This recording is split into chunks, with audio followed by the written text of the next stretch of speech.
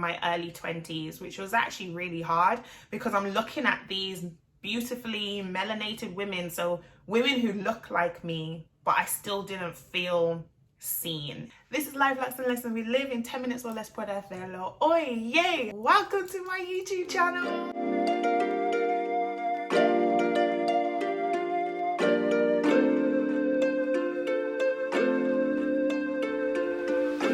Finally, I have been meaning to do this for a while, but April served up some curveballs that I was not expecting. I was hoping to be like putting out 2-3 videos on my YouTube channel, as well as the content on my Instagram, as well as doing all the other things that I got to do in my life.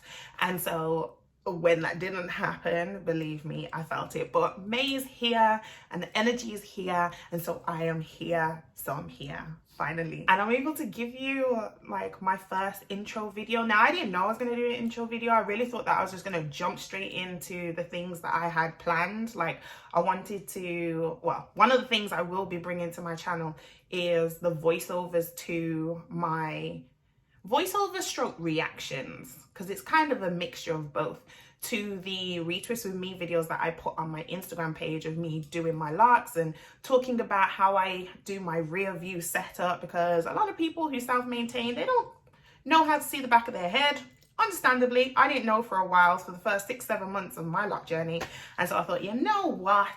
Now that I'm starting my YouTube channel, let me kind of bring content that people like and people have gravitated towards, but also add something new, something fresh, because we're on a different platform. So why would I put exactly the same thing that I've put on Instagram on here when I have the opportunity to switch it up? One thing you'll get to know about me is I like to switch it up. I have things that I like my staples, but I also like to switch. I actually have a plant called Switchy, but before we digress. Anyway, so this first video has kind of actually come from a conversation. Can you call it a conversation when it's DM messages back and forth? It's with someone I know though, someone I went to university with. She was messaging me spontaneously, just telling me how the content that I've been putting out on Instagram has really inspired her. And you know, she really loves the messaging behind what I do, and she actually finds it very interesting that I have been so dedicated to my hair care. And that conversation triggered a thought in me, in terms of like how I see myself versus how others see me now versus then, like meaning in the past. Before I had Locs, I had my loose natural hair for about 6 years. So I was relaxing my hair, not myself, my mom, auntie, who's a hairdresser, from the age of 10, 11 until about 20 years old. So I was moving to Mexico City to do a work placement for a year in 2014. And so obviously can't take my hairdresser and can't travel back just to get my hair done, and didn't think I'd be able to find anyone to do my hair out there. So I transitioned from being someone who relaxed their hair regularly. I was actually scared of my roots, scared of my natural hair. Whenever I saw growth, you know, I was like, need a touch up. But my hair was still healthy, thankfully, because of my auntie, who was my hairdresser, the only other person who had their hands in my hair besides myself and my mum. So in April 2014 is when I actually decided to start my transition to natural hair. And so therefore I stopped relaxing. I had my last relaxer in that month and just let my hair transition. Now me thinking, oh, my hair's gonna stay this smooth, silky style. It can't be much more drastically different to this. Rude awakening. Because throughout those first 8 months, so from April 2014 until December 2014, when I did my big chop, although I didn't know I was going to do a big chop at the time, I actually thought that, I don't know, did I feel like my ends would just drop off? I don't know. I definitely didn't want to do a big chop straight away because I didn't feel comfortable having shorter hair. And so obviously I transitioned, and that's when I really started to watch YouTube videos and find people on Instagram and other social media platforms on the internet, really, just to understand my hair care, because it's the first time that I was the sole responsible. It was the first time that I was the person solely responsible for the responsibility of my hair, for my hair care, right? So I'm not only in a foreign country, because I moved to Mexico for my work placement in the June of 2014, so only 2 or 3 months after I had started to transition, and I moved out there, and then it was all in my hands. So from that point up until December 2020, I was caring for my hair. So that's why I say it was about 6.5 years that I had loose natural hair. And I would watch these videos of these YouTubers, all these people who are hair influencers, hair and beauty influencers. And I was one of those people who became really frustrated with the fact that I couldn't get my hair to look like this.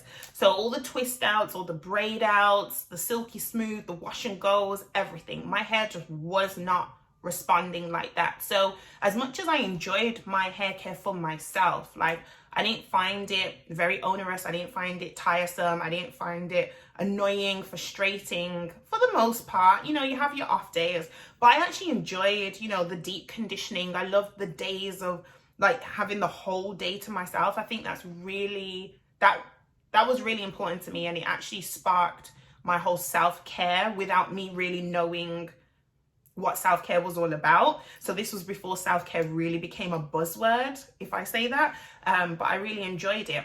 But what I didn't like is how I didn't feel consistently beautiful, because I would see other people and be like, oh my gosh, her hair is like so luscious, it's so full. I mean, I've got full hair, I've got quite dense hair. However, because my hair didn't look like theirs, I was very much in a state of comparison during my early 20s, which was actually really hard, because I'm looking at these beautifully melanated women, so women who look like me, but I still didn't feel seen, if you get what I mean. So I didn't feel like I could truly connect with them, because it's like, it just doesn't, now I understand now, it's like they probably practice that style. It's more than just that one moment. There's so much more that goes into it.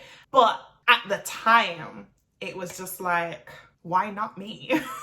Why does this not work for me? So for me then to transition from loose natural hair to locked hair, and now I'm sharing my maintenance practices, so me retwisting my hair, because I started with 2-strand twist and then I retwist to maintain, and it's just like seeing the response to my content is actually, it continues to be shocking to me. I mean, I'm embracing it and I love it and I appreciate it, but I'm still digesting it. I'm still coming to terms with the impact that I'm having, just from a genuine standpoint, because I never saw myself on the other side, if you get what I mean. I always saw myself as the person who looks at other people's hair and admire it, or looks at other people's beauty and admire it. Now, I have definitely grown in my self-confidence and my perception of self over the years. I definitely love looking in the mirror, especially naked.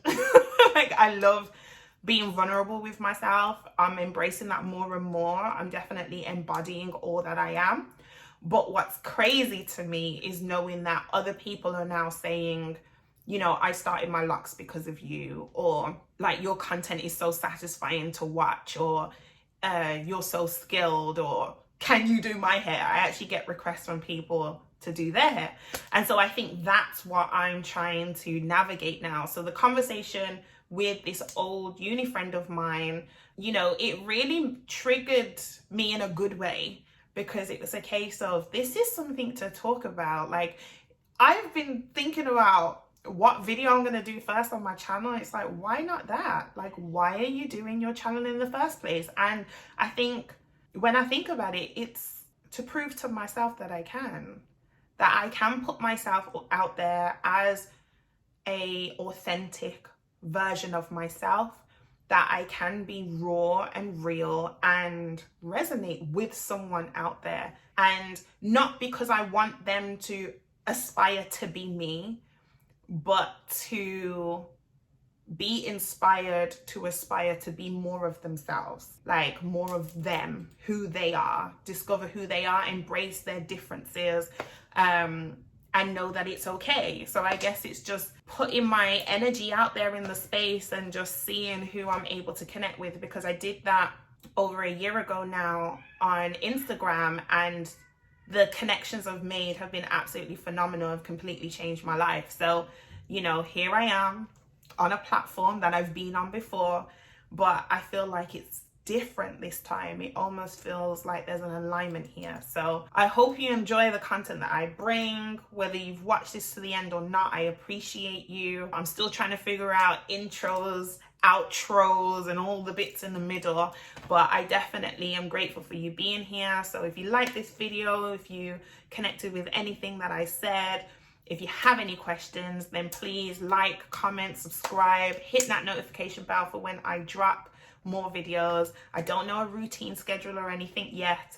I'm just figuring it out, and I hope you guys can bear with me on that and come along with me on this journey. Bye. It's actually a rather serious topic. I'd like to believe this is a serious topic, and here's me not being serious. Like, what's it about? What's it about? This is all about the process. This is all about the journey. So we capture all moments. Stop it, Liv. Stop it. Stop it, Liv. Stop it. Okay.